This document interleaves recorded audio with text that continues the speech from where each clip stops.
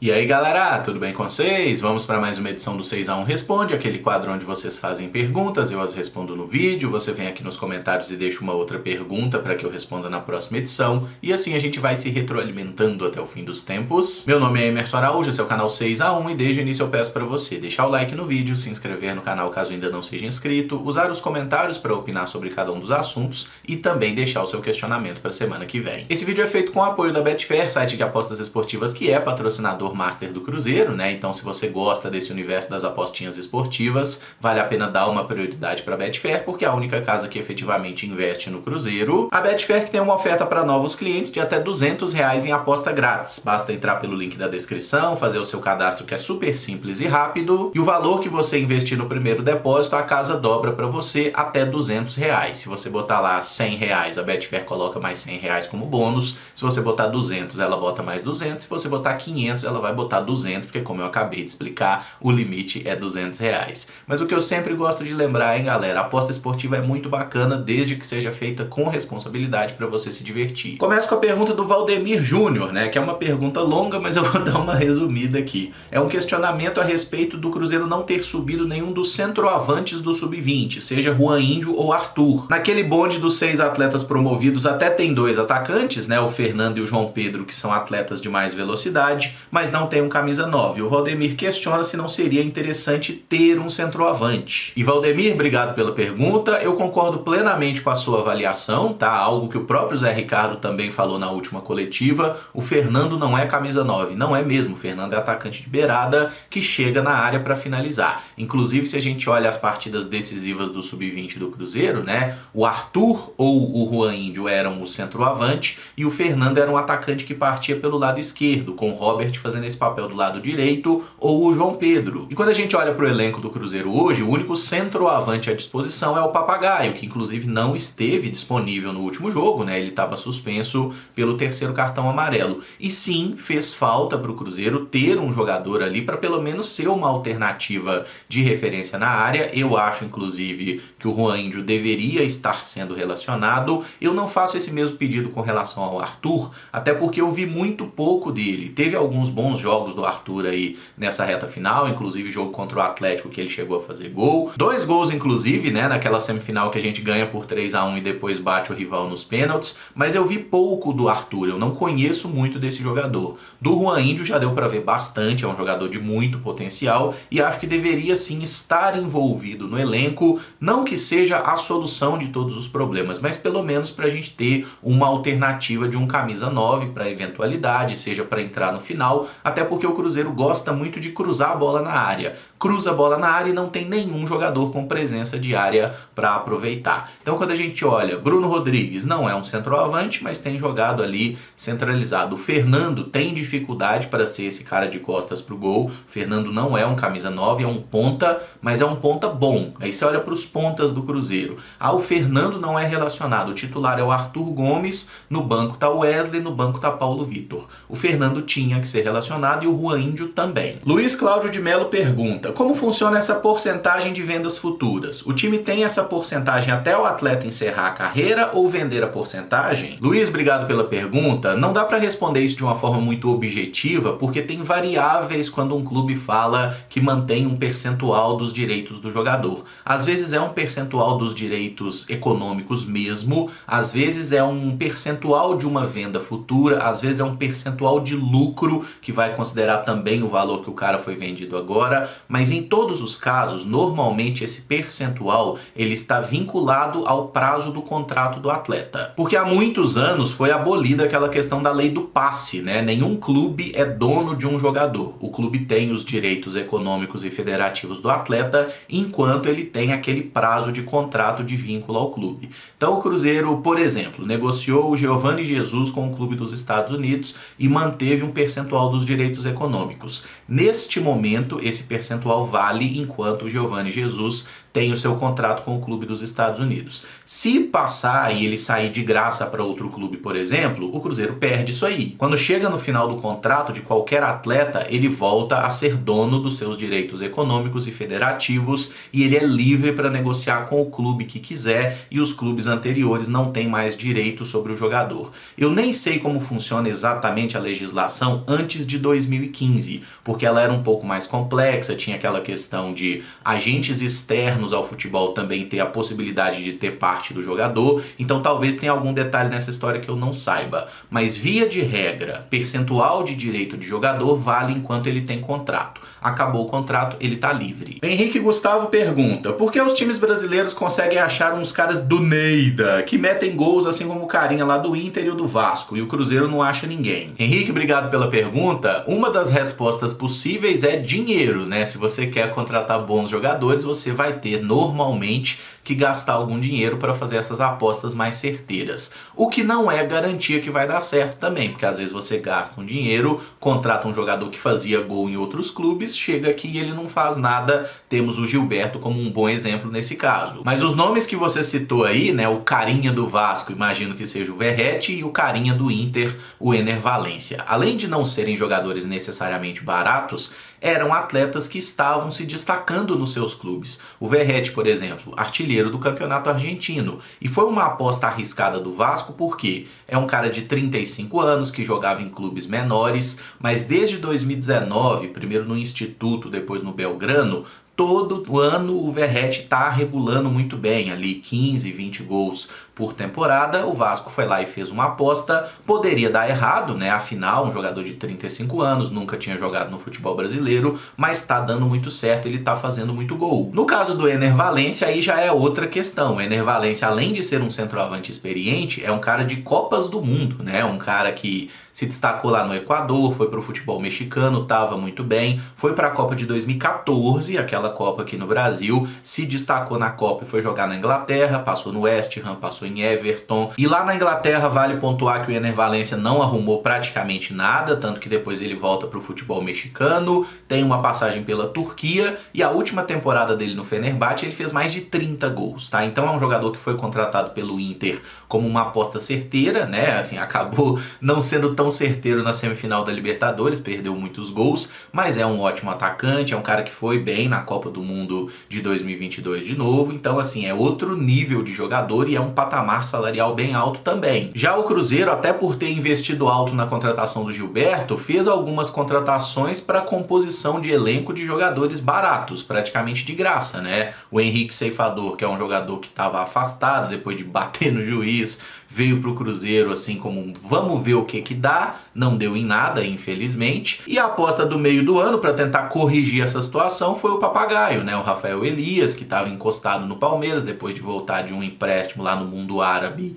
em que ele nem foi tão bem assim, ainda teve uma lesão no braço complicada. Então é um jogador que o Cruzeiro apostou barato, né? Num jogador que eu até acho que tem alguma qualidade, acho que o papagaio pode ajudar o Cruzeiro sim, mas o Cruzeiro fez essas apostas mais low cost, né? O Cruzeiro não gastou dinheiro nisso, apostou bastante aí na contratação do Matheus Pereira, que infelizmente se lesionou, ainda tá pegando ritmo. São escolhas, gente. O Cruzeiro há muito tempo não é um time que faz um mapeamento tão bom de mercado, né? E o que mais me incomoda, eu vou falar mais uma vez, o dinheiro que o Cruzeiro gastou na contratação de Wesley e de Arthur Gomes deveria ter sido melhor aproveitado, porque esse tipo de jogador a gente é capaz de formar, você não precisa gastar em jogador assim. Henrique Silva, só lembrando, em 2011 o afastado Farias foi reintegrado ao elenco e acabou sendo fundamental para a não queda. Não seria o caso de reintegrar o Gilberto? Henrique, obrigado pela pergunta. Essa você nem mandou no 6x1 Responde, mas esse questionamento me pegou legal, cara. Pô, será que tem alguma possibilidade do Cruzeiro reintegrar o Gilberto nessa reta final? E eu não digo para você que isso seja impossível, porque definitivamente não é o caso. O Gilberto é atleta do Cruzeiro, está à disposição do clube, recebendo seu salário normalmente. Se porventura o Cruzeiro quiser reintegrar o Gilberto, pode chamar o jogador, conversar e ele voltar a trabalhar com o grupo. Isso não é impossível.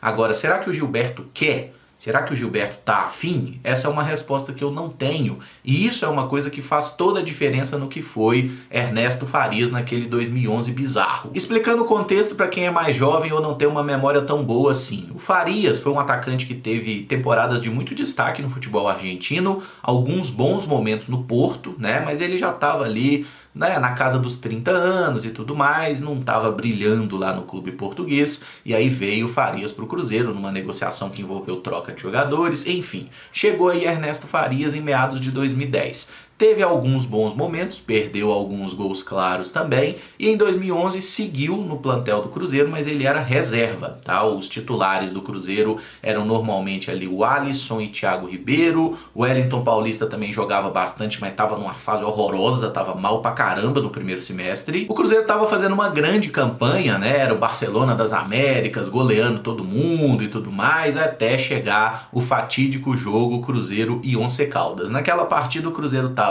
sem Thiago Ribeiro e sem o Alisson, se eu não me engano o Wellington Paulista tinha sido emprestado para o Palmeiras, e aí o Cruzeiro jogou com a dupla de ataque Ortigosa e Farias. O Cruzeiro começou esse jogo com o Once Caldas com essa dupla, e aí o possante Roger é expulso no primeiro tempo do jogo, estava 0-0 ainda, o Cruzeiro tinha vencido por 2-1 fora de casa, o Roger foi expulso e o Farias foi substituído, tá? Ele foi substituído para recompor o meio campo. Ele não teve culpa nenhuma na eliminação, porque os gols saíram no segundo tempo, o Cruzeiro perde por 2-0, é eliminado da Libertadores. E o Farias foi afastado em uma das inúmeras sacanagens que eram feitas pela diretoria do Cruzeiro de Zezé Perrella, tipo assim, pegaram de bode expiatório, velho. O cara não teve culpa de nada e ele foi afastado. Isso foi em maio de 2011. Ele ficou um bom tempo fora dos treinamentos. Eu lembro até de ter notícia que o Farias alugou um campo para poder treinar, porque não estava podendo treinar no Cruzeiro. Um negócio bizarro. No final das contas, ele foi reintegrado e voltou a jogar pelo Cruzeiro em outubro, quando a gente estava todo fodido, correndo um risco muito grande de rebaixamento.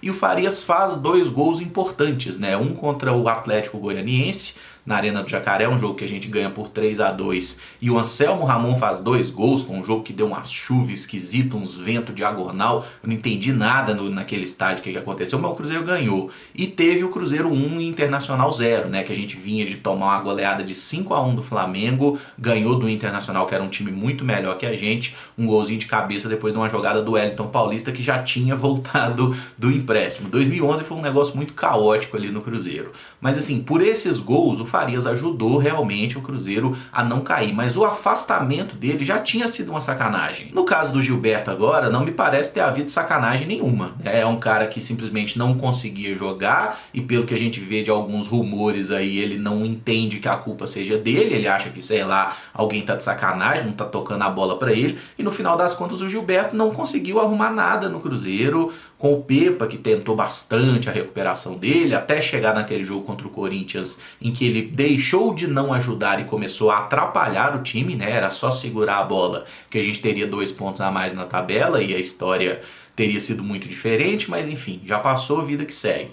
Então, por tudo isso, eu não acho muito provável que o Gilberto seja reintegrado, porque eu não sei se ele tá na vibe competitiva de querer ajudar o Cruzeiro. Mas eu não excluo totalmente essa possibilidade. Ele tá na folha de pagamento, então assim, não dá pra gente dizer é impossível. Impossível não é. Eu, sinceramente, tenho um pouco de dúvida se valeria a pena depois de tudo que o Gilberto não fez pelo Cruzeiro durante essa temporada. Eu, inclusive, cheguei a defender que ele tinha que jogar e tudo mais, porque em algum momento ele já mostrou que sabe fazer gol, mas eu não sei qual é a vontade do Gilberto, sabe? Se ele tivesse uma cabeça muito focada, eu quero ajudar, eu acho que poderia ser interessante a reintegração. Mas do jeito que ele estava nos últimos jogos, com aquela cara de derrotado, velho, sei lá, eu não consigo olhar para isso como uma solução ou como uma alternativa boa nessa reta final. Mas se acontecer, né, então a gente vai torcer por ele, assim como torce por qualquer outro jogador do Cruzeiro. E eu gostaria de estender essa pergunta para vocês. Vocês acham que a reintegração do Gilberto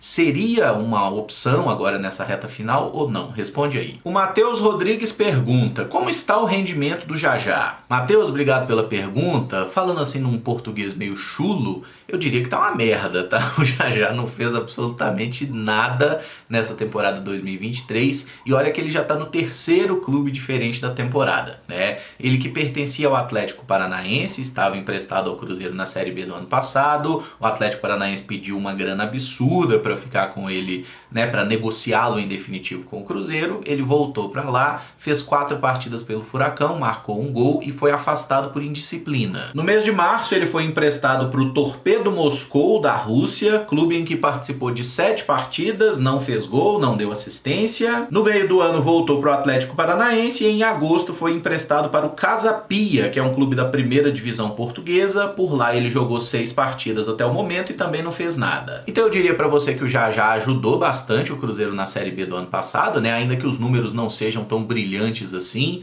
21 jogos, 4 gols e 2 assistências, mas é melhor que boa parte dos atacantes dessa temporada. Só que o Jajá aí, né, no Atlético Paranaense nunca conseguiu corresponder, né? E tem esses episódios recorrentes de indisciplina. Teve aqui no Cruzeiro, teve lá no Furacão, agora tá tentando se achar no futebol português. Torço para que ele bote a cabeça no lugar e consiga se resolver aí, porque tecnicamente é um bom jogador, ele é habilidoso, é rápido, ele tem talento, mas não é um jogador muito efetivo também, tá? Então se o Jajá tivesse aqui no Cruzeiro, eu acho que provavelmente não estaria fazendo a menor diferença. O Matheus Silva pergunta: quem você lamenta mais não ter concluído seu potencial no Cruzeiro, Bernardo ou Judivan? Matheus, obrigado pela pergunta. Essa é fácil, né? Sem dúvidas o Judivan, porque o Judivan ele teve a sua carreira interrompida, né? E ele não pôde virar o jogador que prometia ser por problema físico, né? Por uma lesão muito grave que foi causada pelo Maurício Lemos, né? O zagueiro que atualmente até defende o Atlético Mineiro, aquela entrada maldosa no Mundial Sub-20 lá de 2015. Aquilo ali, assim, atrapalhou de forma muito decisiva a carreira do Judivan, que era um atacante forte, rápido, muito promissor, formava dupla de ataque naquela seleção, inclusive com o Gabriel Jesus, né? Mas infelizmente teve essa lesão e não pôde dar continuidade. Acho que ele seria um jogador que estaria jogando em algum clube importante da Europa, ou talvez seria protagonista em algum clube aqui do futebol brasileiro. O Judivan era um menino de muito talento e a lesão acabou atrapalhando demais, né? Ele nunca conseguiu voltar àquele mesmo nível técnico, até porque foram alguns anos parado, algumas lesões subsequentes também, né? Enfim, então eu fico muito triste por ter acontecido esse episódio que atrapalhou muito a carreira do Judivan. O Bernardo foi mais escolhas de vida, de carreira, né? Questão de cabeça mesmo, era meio doido e tudo mais, mas talento tinha muito, né? Eu até acho que poderia ter virado mais jogador, né? O Bernardo jogou pouco no Cruzeiro, o Adilson também pegava bastante no pé dele e ele acabou sendo emprestado para o Goiás, depois foi para o Vasco. No Vasco até teve momentos de mais destaque do que aqui no Cruzeiro, né? Mas depois a carreira seguiu aí para rumos estranhos, jogou em alguns países alternativos também, enfim, tá vivendo a vida dele. Mas acho que até por essa questão de que, tipo assim, o Judivan, ele não foi tudo o que poderia ser, não foi por culpa dele, né? Foi realmente por uma entrada maldosa, uma lesão grave. O Bernardo foi mais pelas próprias escolhas. E por fim, o Roneiço pergunta: Emerson, você lembra qual foi o último jogo que você viu do estádio antes da pandemia? E qual foi o primeiro depois que voltou a torcida? Manda um salve pra galera de Santa Bárbara, interior de Minas é azul. Ronei, acho que é esse seu nome, obrigado pela pergunta, valeu aí, um abraço para todos os cruzeirenses de Santa Bárbara e de todo o interior de Minas Gerais, que eu ficaria abraçando gente até o fim dos tempos, aparentemente, né? Porque tem gente pra caralho e tem cruzeirense demais no mundo. Mas enfim, voltando aí pro tema da sua pergunta. O último jogo que eu vi antes da pausa ali da pandemia foi Cruzeiro 0, CRB 2, 2 gols de Léo Gamalho no Mineirão, baixo astral pra caralho, né? Aquele dia Marcelo Moreno jogando pelo Cruzeiro. Enfim, nossa, horrível, né? Aí poucos dias depois teve até um jogo do Cruzeiro contra o Coimbra, que foi já com portões fechados, e depois o futebol parou, aí depois ficou um tempão sem ter torcida, e aí a primeira partida que eu fui com torcida foi Cruzeiro 1, Londrina 0. Aquele jogo que o Luvanor faz o gol, né? Que o goleiro do Londrina escorrega na saída de bola ali. Acho que foi na 4ª rodada da Série B, foi no comecinho ali. Cruzeiro tinha empatado com o Tombense, é isso mesmo, quarta rodada, que o goleiro escorregou na saída ali, aí entrou o Edu que estava machucado, ele entrou no segundo tempo, o Edu toca para trás e o Luvanor domina e faz o gol ali, né? Eu tava nos dois casos ali no amarelo superior, né? Ali com um público bem reduzido, tinha pouca gente no Mineirão aquele dia porque tinha várias limitações ainda por causa da Covid, mas foi isso, né? Foi esse jogo, então, o gol do Luvanor, Cruzeiro 1, Londrina 0, e é um jogo que teve um gol anulado, né? Do Douglas Coutinho, que ele até comemora dando uma cambalhota e tal, e depois eles pegaram um impedimento na origem do lance, ainda bem, isso foi um pouquinho antes do Cruzeiro abrir o placar. E aí aquele gol do Luva, né, que abriu ali a arrancada do Cruzeiro para ser campeão da Série B. Foi um momento feliz, né? O Luvanor nos proporcionou bons momentos. E eu encerro esse vídeo por aqui. Se você gostou, eu peço que deixe o like, se inscreva no canal caso ainda não seja inscrito e use os comentários para opinar sobre cada um dos assuntos, né? Responder as perguntas aí também e deixar o seu questionamento para a semana que vem. Amanhã a gente volta com os vídeos de notícia. Muito obrigado por acompanhar, um abraço e até o próximo vídeo. Valeu!